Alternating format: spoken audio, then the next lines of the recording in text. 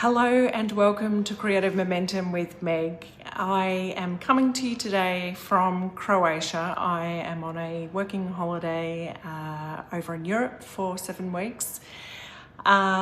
This week, my guest on the podcast is Lauren Novak. She's an award-winning journalist with the Advertiser in Adelaide and the debut author of a book called Meltdown: Why Motherhood Makes Us Angry and What to Do About It. It's published by HarperCollins. I had a great chat with Lauren, and you're about to listen to it. And Lauren has a long background in 2 decades covering family violence, child safety, education, and what she's done is she's brought that professional toolkit into writing this debut novel or debut book. It is non-fiction.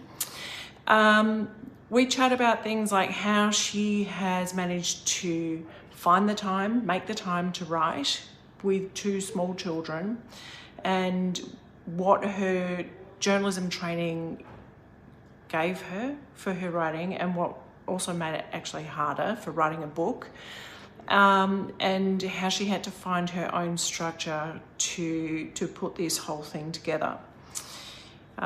We also talk about things like her curiosity, where she gets that from, and why she thinks curiosity might be more important than being good at English. And I hope you enjoy this episode, this conversation, and I will see you on the other side. Hello, Lauren. Welcome to Creative Momentum with Meg. Can you start by introducing yourself and telling us a little bit about what your creative work is? Sure, thanks for having me. So my name's Lauren Novak, and I suppose I'm speaking to you because my latest creative pursuit is releasing my debut book, which is non-fiction, but I think probably what people might call narrative journalism, so there was a little bit of creativity, but not to the extent of fiction. And then for my day job, I am a journalist at the newspaper in Adelaide here. Nice. Do you also write fiction or not yet? No, so this is interesting. I used to really love that when I was a kid. So I am that person that you do hear on the podcast who, from when I was 8 years old, I wanted to be specifically an author illustrator. That combo. Turns out I'm not so great at drawing, at least not to a professional standard. So that's kind of slipped away. But yeah, always wanted for that to be my job, and was that kid that was writing fiction stories all through school, with my friends, and then we, perform them as plays and all that really cringy stuff that you think about when you're a small child. And then I got this impression that, I needed to get a day job that was going to pay the bills in the meantime. And so I got into journalism because I'm actually really interested in the real world and how it works, and learning things I didn't know, and then telling other people things they didn't know. And that's been a fabulous career. I love it. But I think it's probably sort of, taken that creativity in the really sort of fictional, imaginary sense out of me. And so I'm trying to work to get that back now. That's very interesting. Can you tell me, do you have a routine for did you have a routine for writing this nonfiction book? And Yes. do you still have a routine for your writing?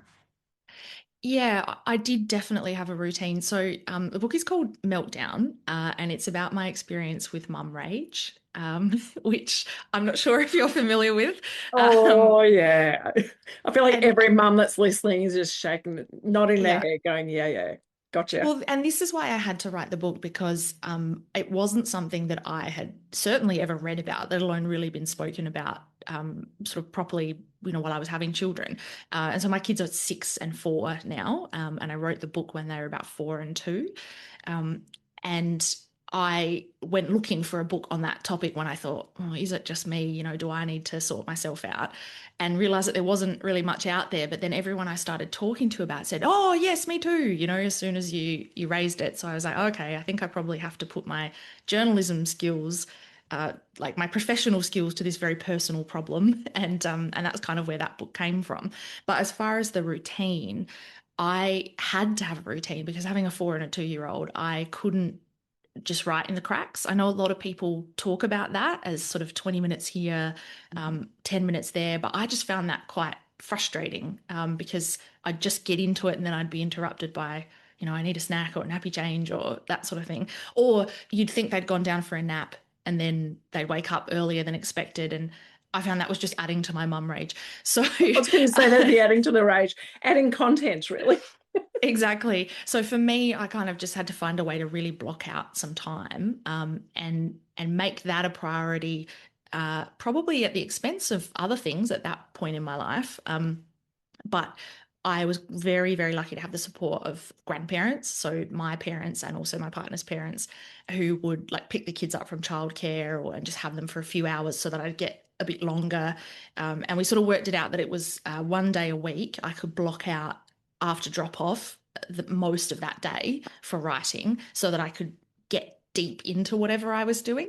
And then I could do other things in the cracks. So I could listen to a podcast that was about the topic I was thinking of, or I could read, some research on the couch after they went to bed at night. I could sort of do those things in pockets, but the thinking and the writing, I really needed time.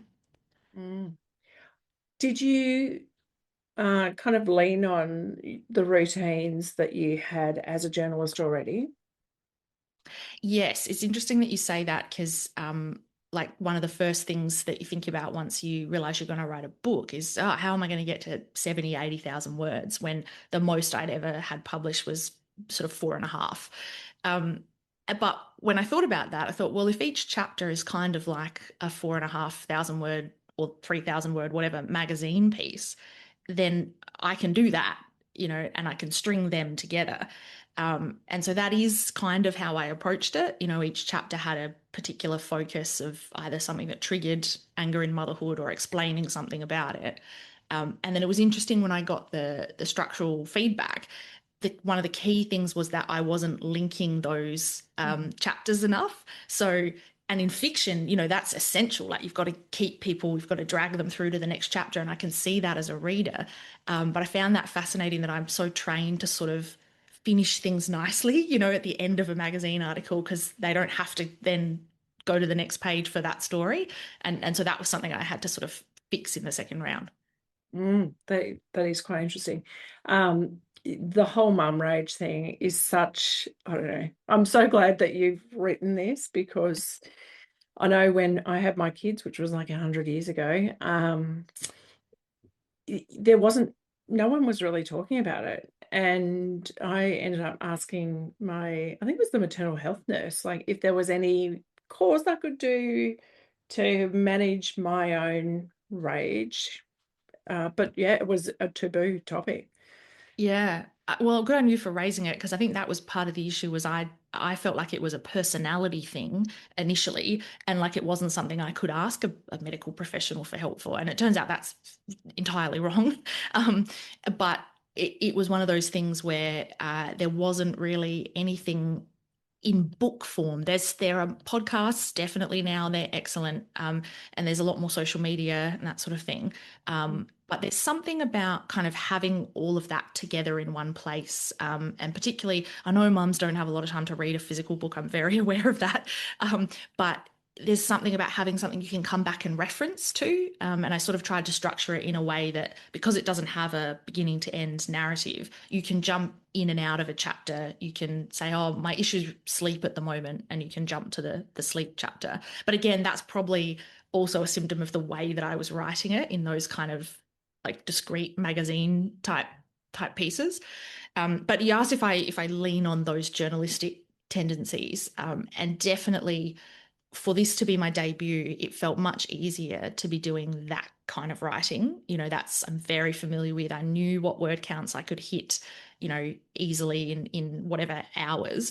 I'm very familiar with interviewing people and turning those stories into something that hopefully is entertaining to read. What I'm confronting now is that I'd love to do fiction, but that's a whole other kettle of fish. So do you have a routine now, or are you in the I don't know, that liminal space. That's a nicer way of describing it than I was thinking of. I think, to be honest, I'm sort of in the slightly beating myself up phase at the moment of like I should be looking at a Oh, book too. such a dirty word, should. I know, isn't it? Yeah, so I'm in the thinking phase. I have ideas. I think probably my biggest issue is commitment. There are some people who say that like coming up with the idea is the issue, and then once they do, they're off. I'm sort of the other way around. I almost have too many ideas, and I'm not sure which one to commit to. And then because we're all so busy and time is limited, it sort of becomes a question of is this idea worth committing to? And that probably is keeping me in a bit of a state of like paralysis. Yeah, I wonder if it might be helpful to just kind of time box that decision and go, all right, I need to decide in the next minute, and I'm going to decide, where the heat is. Um, Yes, I have heard that phrase. Yes, and that was the thing about Meltdown, the mum rage. The heat was there. Like I couldn't not do that. And it's interesting because maybe I just haven't felt that yet about about that. But the thinking is still there, and the sort of spotting ideas that might inspire me. That's kind of where it's at the moment. mhm. Do you have a process? Well, obviously, you must have a process with your journal, with your magazine pieces. Can you tell me a bit about what your process was with writing Meltdown? And uh, you go from the idea of mum rage, and now it's a book. Mm. How did you get to that? Yeah, yeah. How did I get to that? Um, yeah, I think that's also something that I had to think about was is it a mag feature or is it a book? Like, is there enough in it to be a book? And thinking about what would be of value to a reader that would sort of compel them to go out and buy this thing and invest the time to read it. So the subtitle of the book is Why Motherhood Makes Us Angry and What to Do About It. And I think the what to do about it, is the driver of that. So basically, I approached it as my own little sort of research project. I went, well, I've got mum rage. What's causing it? Um, what experts can I talk to who will tell me more about that? And just talking to other mums, that was my main focus to start with. So I put out a survey, and about 200 mums from all over the world answered, and I fondly refer to them as my Angry Mums Club now. That survey is still open, and all are welcome at my website. So I needed material to work with. So by the time I got that survey, and then I interviewed specific mums who had specific issues to talk to, and then I interviewed experts, so neuroscientists. I wanted to know why sleep was such a big thing. Dietitians, why do I get angry when I get hungry? But then also, some eminent experts in like the social structures, so people who really understand our childcare systems and our paid parental leave systems, and where are the sticking points in there. And I think that's really where it's almost hard for me to explain the routine, because that's so second nature as a journo, that I applied all of that skill. And then it was about bringing that into a story that was not just a news report. And that's where I say like narrative journalism. So I do hope that it is entertaining, even though it's true. It's written in a way that I don't know, maybe if you picked it up and you didn't know, you might be reading about a character as opposed to me. Mm, mm. Um, so when did you make, and how did you make that decision to go from this could just be a magazine piece to no, this is bigger? Mm. Yeah, I'm not really sure. I think probably it was because I'd always had, I think every journo thinks we've got a book in us, right? So at some point, maybe I just realized that was it. You just reminded me actually, though, that there was a book that I had read at the time, which was on a totally different topic, but it had the structure. And now that I think about it, that was probably a bit of a light bulb moment where I went, if I were to write something on this topic, that's how I would do it. So the book was called Stolen Focus by Johann Hari. It had a really big moment a few years ago because it was all about how none of us can pay attention to anything anymore. It's an excellent book. So it wasn't at all to do with the topic I was looking about. The way he structured it, he started with sort of a personal story and his connection to this issue. And then he took it through the reasons why we can't focus and what the experts say about it, what we as individuals can do, what we as society can do. And it sort of that fell into place for me as being really applicable to the issue of anger in motherhood in the same way. But then obviously I had to ask if that would be a book. And so, as you know, like pitching, having an idea of pitching successfully are two different things.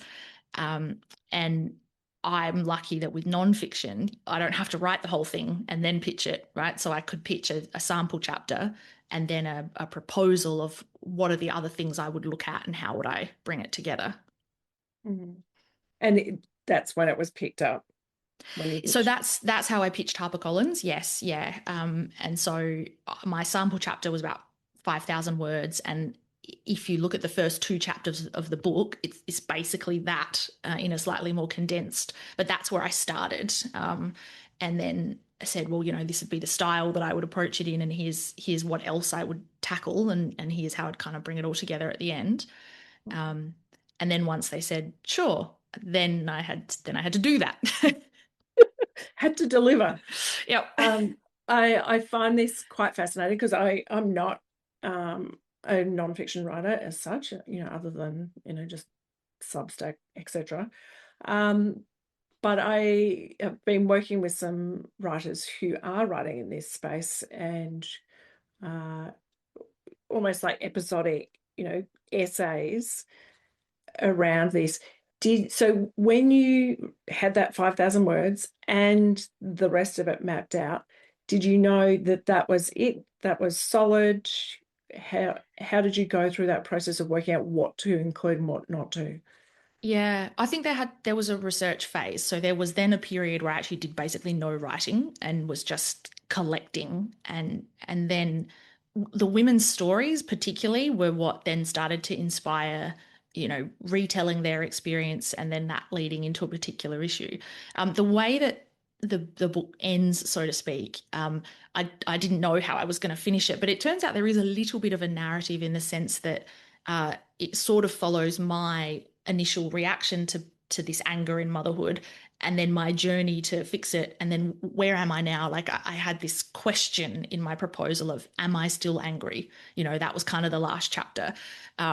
And so, I mean, the answer is yes. But I know so much more about it and I feel so differently about it now, and I view things differently and I have so much more knowledge. So that's kind of how that story comes full circle. So in a way that I tried to have a little bit of a through line, if you like, but also you can dip in and out of it because it is that sort of each chapter is like a particular topic. And did you do each chapter and bring that to a polished stage? Or did you just go, I'm going to write it all out and then I'm going to ripple through and do the whole lot as the next draft? Yeah, it's funny. I'm thinking back on that now. I think the way that I write generally, and I think this is from journalism training, is like, yeah, you kind of have to start at the beginning because most of the time you're telling people something that's happened and that's the top of the yarn. And so for each chapter, it really was kind of once I had my opening anecdote or once I had like where I wanted to start with it, and I would go back and change that. But that's how I approach most of my writing, is to try and drop myself and the reader right into it and go from there, and then that can change. But so like one of the chapters opens with me like stuffing my face with this muffin that I've microwaved in the middle of the night because I'm breastfeeding and I'm starving and I'm hangry. And quite often it would be that I would sit down and think, okay, this chapter's about hunger. Let me think about a story, whether it's from me or a mum I'd interviewed or something, and then sort of be in that. And that's probably the most creative part of it, because that's almost like it is remembering something that happened, but it's also a little bit like writing a story about a character. And then from there, I'd start to hang the facts and the experts off of it and then try to bring it to some sort of helpful conclusion. Yeah. Oh, you're making me want to read this so much. And I also think that actually, mother age goes through all of it changes, I think, over the years. Um, do you think yours is more based on when your children are little or just forever? Yeah, I certainly made an effort to speak to parents of kids of all ages because I think for me, what I realized was like there's factors when they're little, but then that those factors are just going to change as they're older. Like teenagers being rude to you, I'm sure is as aggravating as a toddler that won't put on their shoes, you know. And if Mm, you're dealing with postpartum hormones or you're dealing with perimenopausal hormones, you know. mm, So I wanted to try and reflect a lot of that. mm, Uh, It'd be interesting now that I think about it because if I am able to write book two, it will be in quite different personal circumstances. Like I'm getting almost double the amount of sleep now that I was getting when I wrote this book. mm, Um, and it is easier just in even talking about this book and spending the time to do that. It's a bit easier to carve that time out for myself. But there is still that, cost benefit analysis of if I spend time writing, is it quote unquote worth it? mm, Because I'm taking myself away from family or from sleep or from something. And I think that might be a bit of a hangover from having written as a journalist most of my career, where, as long as you're doing your job, you're pretty guaranteed to get published. Like, that because your editor has said, yes, I want that story. If they say no, well, you go and look for something else. You don't bother. And so yeah, there's something in that psyche that I'm going to have to sort of get around where there's not going to be a guarantee that I get published, and I'm going to have to figure out why that's worth doing anyway. which is so interesting, especially if you're going to write in fiction, because Yes, yeah, yeah. um, tell me, Lauren, what catches your eye? What's your inspiration for writing, whether it's writing for magazines, writing this, well, we've heard about what inspired you for this book, Yeah, yeah. but also like what's inspiring you for writing now as well? Mm. People are so fascinating. Mm. And so for example, I've just finished a magazine feature on one of the other authors that's in the 2026 debut crew for Australia. So she's got a memoir coming out. It's called Solo Mum by Choice, Lorena Oates. And, her experience is so different from mine. So I found that fascinating. And when I heard about her book, I thought, oh, I want to interview you for that. And so she's written a whole book about it. I've interviewed her for, say, an hour and then sort of retold a condensed version of that. And I find that an interesting art form. That's one way of doing it. Um, but then as far as fiction, uh, you know, news can be really weird. And so quite often, and I've heard other fiction authors talk about this, they'll see like a tiny little snippet in the bottom of the paper about like someone found a foot in a bin in, Chicago or whatever. And that's where their next novel comes from. And I find stuff like that all the time. I've got a, notes app that's full of it. And I think that's my problem is I don't know which one to commit to, but that's certainly where the inspiration comes from. I love that because that's also me. Like I love, the weird things that you hear in the news or you see in the paper. Less, don't read the paper as a physical paper as much. But, I've got a little case of clippings and little just odd things I've seen. Because, yeah, Yeah. people are weird Yeah. and fascinating. Yeah. And it can be a link to a news article or something you see on social media. It's just, yeah, that's the start of something. It makes you think, oh, I wonder where that could go. And I think what I know actually is that, even when I do fiction, I'm going to have to be a plotter because I'm going to have to know that it's going somewhere to sort of keep persisting with it. I have heard that from other journalists as well, that they have to plot because it's just it's embedded in the way you work.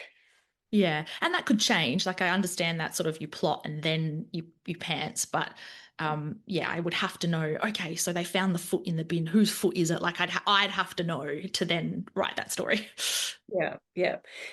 If you were to be chatting with someone who maybe was at the beginning of their creative work or, thinking about doing some journalism or writing a nonfiction or is wanting to kind of move into that, what wisdom advice would you want to share with them? Mm. I think something that a lot of people think when they go into either journalism or a sort of related field is if they really liked English at school and they're really, good, quote unquote, at English, that's the key. But it's not. The key is curiosity. So the hardest part as a journal is finding the yarn. You can get help with the writing. And obviously, nice writing is excellent, and copy editors appreciate clean copy. But you can learn and practice those things. But I think curiosity is the key thing, and whether that is, as we've been talking about, being curious about people, and then it's something you hear and turning that into a story, or specifically for journalism. I mean, you have to want to know stuff. You have to want to ask questions to do the job. I think that's the key element. Mm. What feels like home for you and your creative work? Mm. I love newsrooms.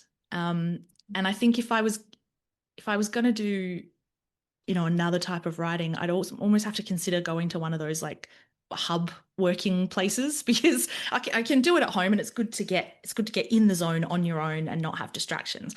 But I've just been in a newsroom for so much of my adult life, let alone my career, that I just love being around other people when you can hear that they've just got onto a good yarn, or they've just published something, or you can hear the conference table and they're thinking about what the headline's going to be for the next day. Um, there are very few elections, either state or federal, that I've not been in a newsroom for at some point. I love that buzz. And then everyone standing around afterwards at midnight eating cold pizza, kind of hashing over what's happened. So that, when you use that phrase, feels like home, that does, in the creative sense, that does feel like home.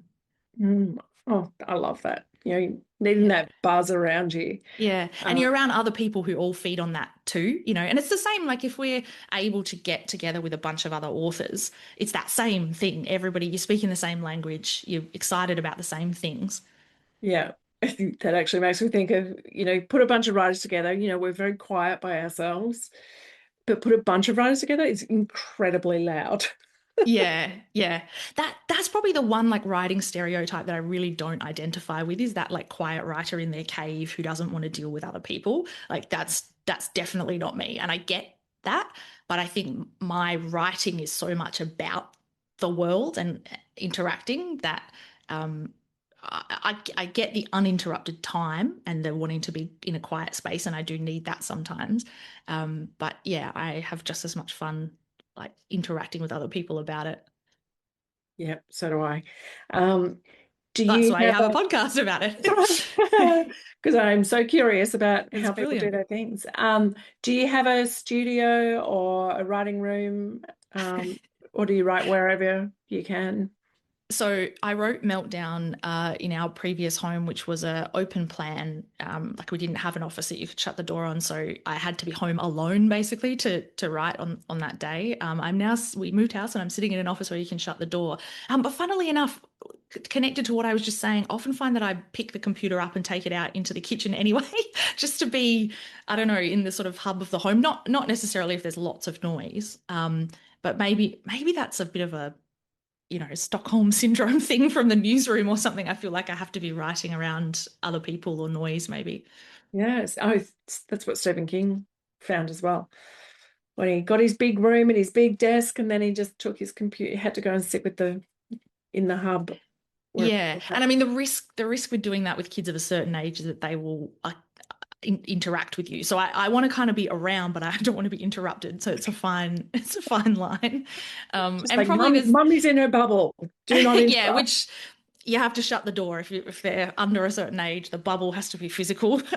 But yeah, but I definitely have those other things. Like there was a album that I listened to kind of just on repeat while I was writing Meltdown. That in the end, I sort of didn't even hear it anymore, and it was probably a bit of that Pavlovian response that I would turn it on and it would feel like this is writing time. And it was quite mellow music. It did have lyrics. I found instrumental was actually more distracting for me for some reason, whereas that blended into the background. Maybe that's the newsroom. Yeah, maybe. And as long as there's that and coffee, then I'm good.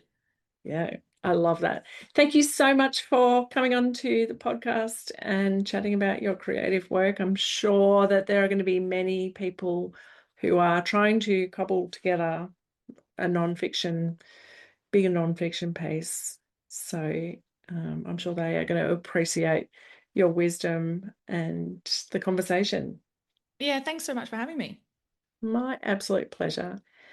And there'll be links to your book and, the form, the survey. Yes, the Mum Rage survey. Come join my Angry Mums Club. Yeah. Are you thinking that there might be a sequel to this in some way?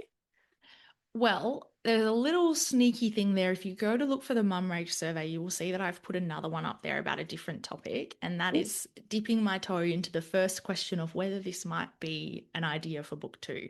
So I'd also be keen if people would click on the other survey.